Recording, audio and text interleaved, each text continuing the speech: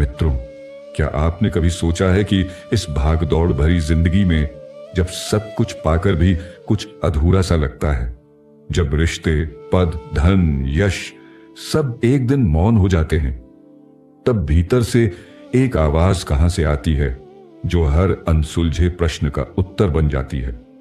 क्या आप भी महसूस करते हैं कि इस कलयुग की भीड़ में जब बाहरी चमक तो है पर भीतर से हम खाली होते जा रहे हैं, जब मोह, छल और विकार इतने सामान्य हो गए हैं कि अब उन्हें कोई पाप भी नहीं मानता?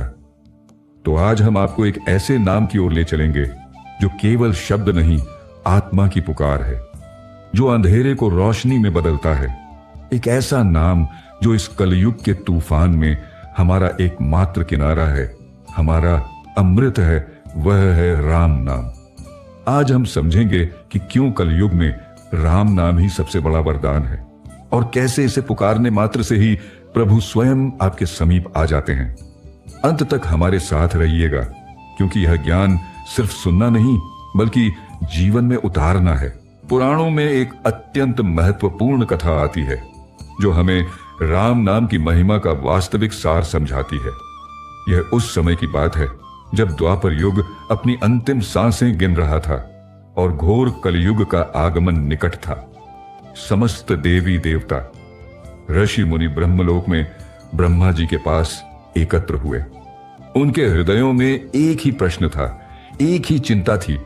हे प्रभु, जब कलयुग आएगा, अधर्म और पाप का बोलबाला होगा, चारों ओर माया का जाल फैलेगा, तब मनुष्य भला कैसे भगवान तक पहुंच पाएगा? मोक्ष का मार्ग क्या होगा? वेदों के गूढ़ मंत्रों का ज्ञान कठिन हो जाएगा, यज्ञ तपस्याएं दुष्कर होंगी और मनुष्य का मन चंचल होकर विषयों में फंस जाएगा। ऐसे विकट समय में जीव का उद्धार कैसे होगा? तब सृष्टि के रचयिता ब्रह्मा जी ने एक अद्भुत और सरल उत्तर दिया। उन्होंने कहा कि कलयुग भले ही अंधकारमय होगा, पाप और अधर्म की छाया से ढका होगा, लेकिन इस युग में एक ऐसा अमूल्य रत्न छिपा होगा जो सभी कठिनाइयों का समाधान बन जाएगा। वह है राम नाम। उन्होंने घोषणा की कि कलयुग में केवल राम नाम का उच्चारण ही समस्त युगों में की गई तपस्याओं, यज्ञों और दान पुण्य से भी कहीं अधिक श्रेष्ठ और फलदायी होगा। कल्पना कीजिए, युगों की साधना का फल केवल एक नाम में समाहित। इस बात पर देवर्षि नारद को बड़ी जिज्ञासा हुई। अपनी वीणा के तारों को छेड़ते हुए उन्होंने पूछा, क्या यह नाम इतना शक्तिशाली है हे प्रभु कि कलयुग के भीषण से भीषण पापों को भी हर ले? क्या यह इतनी सामर्थ्य रखता है कि एक साधारण मनुष्य को भी भवसागर पार करा दे? ब्रह्मा जी ने मंद मंद मुस्कुराते हुए कहा, नारद, राम नाम तो ऐसी पावन अग्नि है जो समस्त पापों को क्षण भर में भस्म कर दे। यह अग्नि इतनी शीतल है कि यह जलाती नहीं बल्कि शुद्ध करती है, प्रकाशित करती है। कहते हैं जहां नारद की वीणा से राम की ध्वनि निकली, वहां का वातावरण तत्काल स्वर्ग से भी सुंदर और दिव्य हो गया। वायु सुगंधित हो उठी और कण कण में दिव्यता का संचार हुआ। पहले के युगों में मोक्ष के लिए योग, यज्ञ, तपस्या और कठिन साधनाएं करनी पड़ती थीं, जिसमें वर्षों का कठोर परिश्रम और अटूट निष्ठा लगती थी। परंतु कलयुग की यही सबसे बड़ी विशेषता है, यही इसका वरदान है कि यहां केवल नाम स्मरण से ही मनुष्य भवसागर पार कर सकता है। महान मार्कंडेय ऋषि ने भी इस बात की पुष्टि की है। उन्होंने कहा है कि कलयुग में न तो बड़े बड़े तप काम आएंगे, न ही दूर दूर के तीर्थों की यात्राएं और न ही कठिन व्रत उपवास। केवल राम नाम का स्मरण ही जीवन को तार सकता है। ब्रह्मवर्त पुराण में तो स्पष्ट रूप से लिखा है, कलौ नाम मात्रेण पशु पापीन मुक्ति भागिन, अर्थात कलयुग में नाम का उच्चारण भर ही पापी से पापी जीव को भी मुक्ति का अधिकारी बना देता है। यह कितनी बड़ी कृपा है।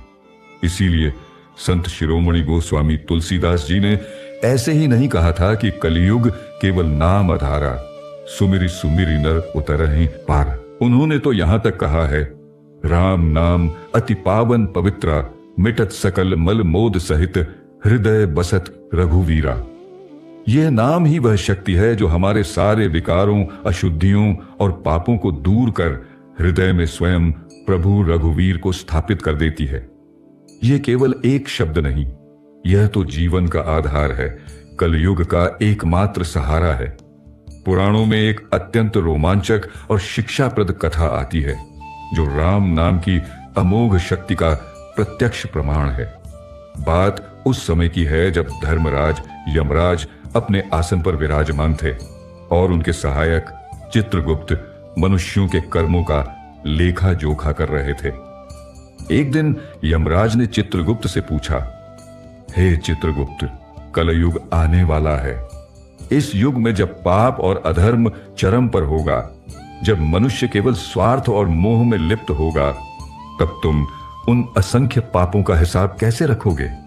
क्या तुम्हारा लेखा जोखा कभी समाप्त हो पाएगा? चित्रगुप्त ने मुस्कुराते हुए उत्तर दिया, प्रभु, मेरा लेखा जोखा तो असीमित है, परंतु कलयुग में एक ऐसी विलक्षण शक्ति होगी जो मेरे सारे हिसाब किताब को शून्य कर देगी।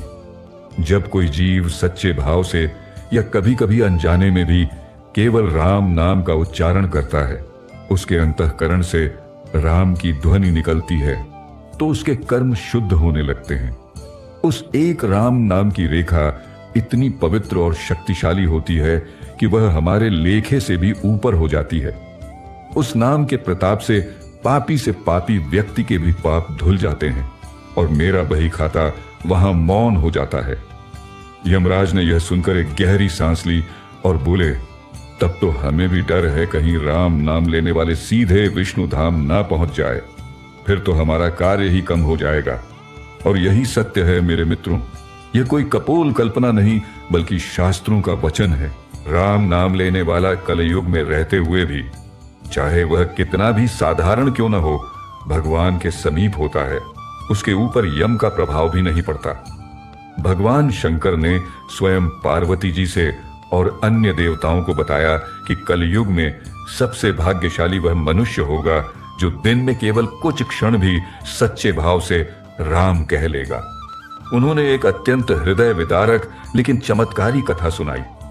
यह कथा थी एक ऐसे ब्राह्मण की जिसने जीवन भर केवल छल, कपट और अधर्म किया। वह नित्य दूसरों को ठगता था, झूठ बोलता था और कोई ऐसा पाप नहीं था जो उसने न किया हो।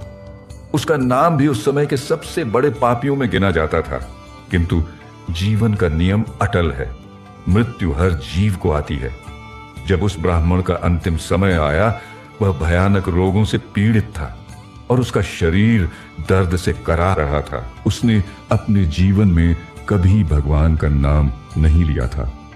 मृत्यु के भय से, अपने शरीर के असहनीय कष्ट से मुक्ति पाने की अंतिम आशा में उसके मुख से अनायास ही एक चीख निकली, हे राम, मुझे बचा लो। केवल एक बार, हाँ, केवल एक बार उसके मुख से राम निकला और उसके प्राण निकल गए। जैसे ही उसने अंतिम श्वास ली, यमदूत उसे लेने के लिए आ पहुंचे। उन्होंने अपनी पाश तैयार कर लिए थे उस पापी आत्मा को यमलोक ले जाने के लिए। लेकिन यह क्या, उसी क्षण एक अद्भुत प्रकाश से पूरा वातावरण जगमगा उठा। भगवान विष्णु के तेजवान दूत प्रकट हुए। उनके मुख पर दिव्य मुस्कान थी और वे हाथों में शंख, चक्र, गदा और पद्म धारण किए हुए थे। उन दिव्य दूतों के तेज से यमदूत सहम गए और पीछे हट गए। उन्होंने ब्राह्मण की आत्मा को सम्मान पूर्वक उठाया और सीधे स्वर्गलोक की ओर ले गए। यमदूत आश्चर्यचकित थे। वे समझ नहीं पाए कि यह कैसे हुआ। यह कथा हमें सिखाती है कि राम नाम केवल मुख का उच्चारण नहीं, वह आत्मा की पुकार है जिसे स्वयं भगवान सुनते हैं। चाहे वह डर से पुकारा गया हो, कष्ट से या प्रेम से, नाम की शक्ति अपरंपार है। उस पापी ब्राह्मण ने जीवन भर पाप किए, पर अंतिम क्षण में केवल एक बार राम कहने से उसे मोक्ष मिल गया। यह है राम नाम का चमत्कार। राम नाम केवल पापों का नाश नहीं करता, यह तो आंतरिक शुद्धि का एक अद्भुत साधन है। यह हमारे मन को शुद्ध करता है, हृदय को कोमल बनाता है और हमारी दृष्टि को निर्मल कर देता है। जब हमारी दृष्टि निर्मल होती है तो संसार वैसा नहीं लगता। जिस भोजन में हम पहले केवल स्वाद देखते थे, अब उसी भोजन में हमें प्रभु का प्रसाद दिखता है। इस व्यक्ति में हम पहले केवल उसकी कमियां देखते थे, अब उसी में हमें नारायण का अंश दिखाई देता है। और वही जीवन जो पहले एक बोझ लगता था, अब वह एक अनमोल उपहार बन जाता है। महान संत कबीर दास जी ने तो इस रहस्य को बहुत पहले ही समझ लिया था। वे कहते हैं, राम नाम और मंज बसई, पाप टरे सब दूर। जो जाने राम तजे नहीं, ताको लागे ना और। अर्थात जिनके हृदय में राम का नाम बस जाता है, उनके सारे पाप स्वतः ही दूर हो जाते हैं। और जो इस राम नाम की महिमा को एक बार जान लेता है, उसे जीवन में किसी और सहारे, किसी और इच्छा की आवश्यकता ही नहीं पड़ती। राम नाम में ही उसे सब कुछ मिल जाता है। यह नाम एक ऐसी कुंजी है जो भीतर के सभी ताले खोल देती है। वृंदावन की गलियों में एक वृद्ध साधु रहते थे, जिन्हें लोग रामदास कहते थे। वे दिन भर बस वृक्षों की छांव में बैठकर राम नाम का जप करते और हंसते रहते। उनके चेहरे पर एक ऐसी अलौकिक शांति थी जो किसी भी पर्यटक या राहगीर को अपनी ओर खींच लेती थी। उनकी मुस्कान में मानो पूरे ब्रह्मांड का सुख समाया हुआ था। कुछ युवाओं ने, जो आधुनिक शिक्षा से परिपूर्ण थे और हर बात को तर्क की कसौटी पर कसना जानते थे, उनसे पूछा, बाबा, आप दिन रात बस राम राम क्यों जपते हैं? क्या आपने कुछ पाया इस नाम में? क्या यह सिर्फ एक पुरानी परंपरा है या इसमें सचमुच कोई शक्ति है? साधु मुस्कुराए, उनकी आंखों में आंसू छलक आए और वे बोले, बेटा, मैं बहुत पढ़ा लिखा था, संसार का ज्ञानी था। मैंने बड़ी बड़ी डिग्रियां हासिल की थीं। मैंने सोचा था कि ज्ञान पुस्तकों में है, पदों में है, धन में है, पर मेरे भीतर कुछ खाली था। एक ऐसा शून्य जो किसी चीज से भरता नहीं था। जीवन ने ऐसी चोट मारी कि सब छिन गया, मेरा परिवार, मेरी प्रतिष्ठा, मेरा सब कुछ। मैं पगला गया था, दिनों तक जंगल जंगल भटका।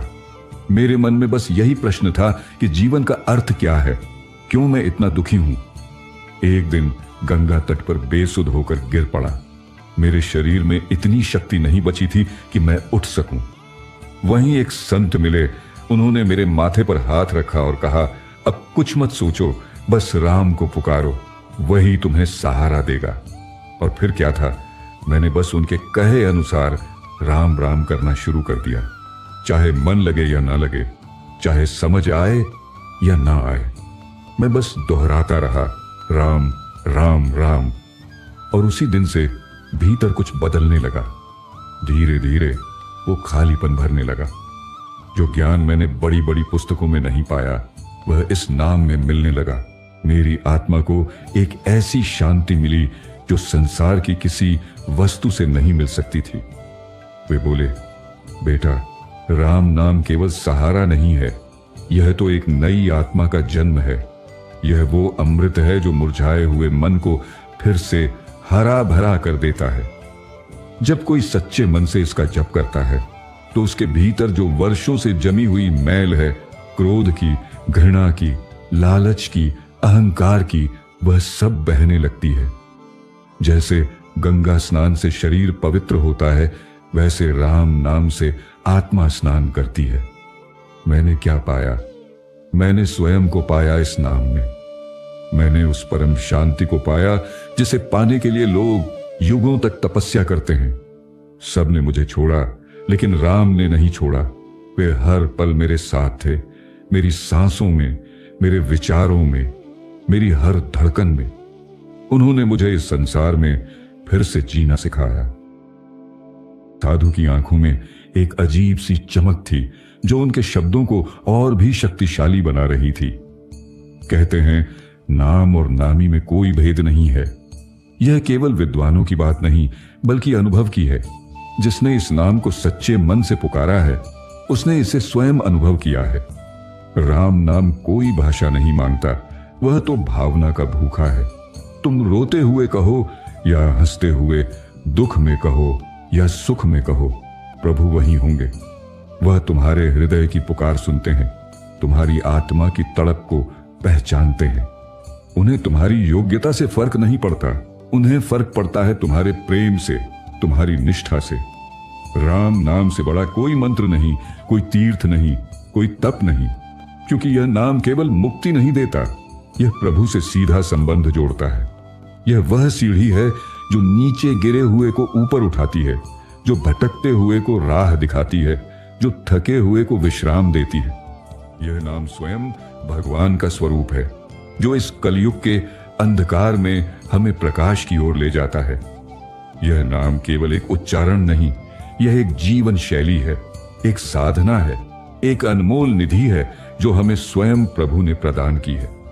इसे अपना कर देखिए, जीवन का हर क्षण एक उत्सव बन जाएगा। तो प्रिय दर्शकों, इस कलयुग में जहां हर ओर मोह है, छल है, विकार है और मनुष्य भीतर से खाली होता जा रहा है, वहीं राम नाम एकमात्र प्रकाश है। यहां न किसी तीर्थ की आवश्यकता है, न किसी महायज्ञ की, न ही किसी विशेष वेश की। बस हृदय की गहराई से निकला एक राम ही पर्याप्त है। कलयुग में एक साधारण गृहस्थ भी यदि केवल सुबह शाम प्रभु का नाम ले तो उसका भी जीवन पूज्य हो जाता है। राम नाम जीवन में वह मौन लाता है जहां बाहर की हलचलें सुनाई नहीं देती, केवल अंतर में प्रभु की उपस्थिति महसूस होती है। आज से हर दिन चाहे कुछ क्षण ही सही अपने भीतर उतरकर राम कहो और देखो कैसे तुम्हारे भीतर की टूटी हुई दुनिया फिर से जीवित हो उठती है। जीवन चाहे जितना कठिन हो, यदि राम तुम्हारे साथ हैं तो हर श्वास एक उत्सव बन जाती है। याद रखिए, राम नाम ही कलयुग का सबसे बड़ा वरदान है। जो इसे जीवन में उतार लेता है वह कोई सामान्य व्यक्ति नहीं रह जाता, वह चलती फिरती तपोभूमि बन जाता है। तो इस ज्ञान को केवल सुनिए नहीं, इसे अपने जीवन में उतारिए। हमें कमेंट्स में बताइए कि राम नाम ने आपके जीवन में क्या बदलाव लाया। इस वीडियो को अपने प्रियजनों के साथ साझा करें ताकि वे भी इस अमृत का पान कर सकें। जुड़े रहिए हमारे चैनल से ऐसे ही ज्ञानवर्धक विचारों के लिए। जय श्री राम।